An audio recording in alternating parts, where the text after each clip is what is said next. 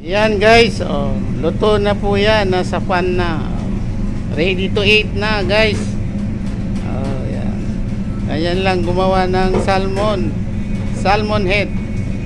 Yum yum.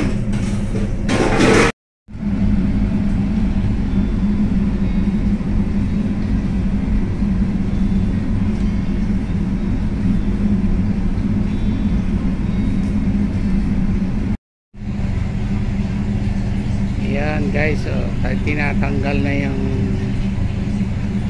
salmon head, ilalagay sa pan.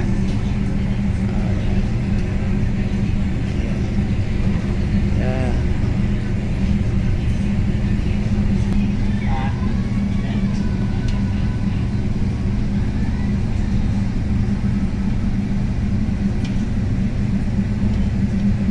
Yan, oh, hirap niya kunin, oh. Ayan. Ayaw kunin dahil may sabaw siya. Ayan.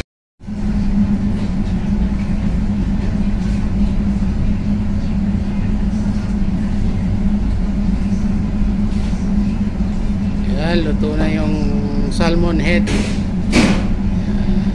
Yung salmon head guys, so luto na, pwede na kainin. Yum yum yum.